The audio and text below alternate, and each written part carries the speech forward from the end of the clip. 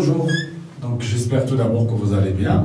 Sinon, donc, ce que je vais vous présenter aujourd'hui, c'est la suite donc, de la partie du cours concernant donc, le module liaison chimique dispensé pour les étudiants donc SMPC S2, première année.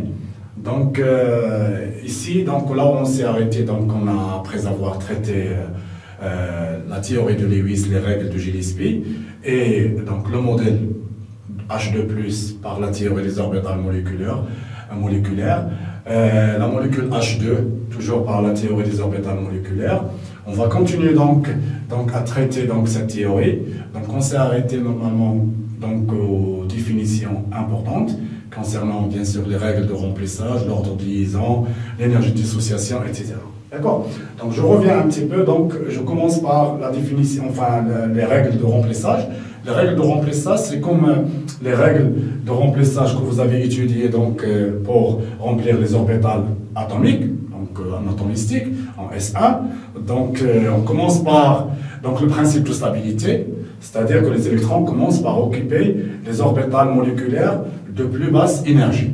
Alors, deuxième règle, donc, qui est la règle de Pauli, le principe d'exclusion de Pauli. Donc, c'est deux électrons au maximum par orbital moléculaire avec des spins antiparallèles. Donc, pour appliquer un petit peu ces deux règles, on va essayer de prendre la molécule H2. D'accord? Je rappelle le diagramme énergétique de la molécule H2, ce qu'on avait tracé auparavant. Donc, orbital atomique donc, de H, 1s1, l'orbital, même niveau d'énergie, ce que j'avais expliqué auparavant, donc même atome, même orbital atomique, donc même énergie ici. D'accord? Le recouvrement entre ces deux orbitales nous donne deux orbitales moléculaires, une qui est liante la plus stable, sigma 1s, ce qu'on avait montré donc auparavant par le calcul de l'énergie de cette orbitale moléculaire, et une qui est donc anti-liante, sigma 1s, noté sigma 1s étoile, d'accord, qui est moins stable. Bien sûr, c'est deux orbitales moléculaires. Alors, on a deux électrons. Donc, je rappelle H, la configuration électronique, c'est 1s1. Donc, orbital moléculaire de la molécule H2, et ici, orbital atomique de l'atome H, du deuxième atome H.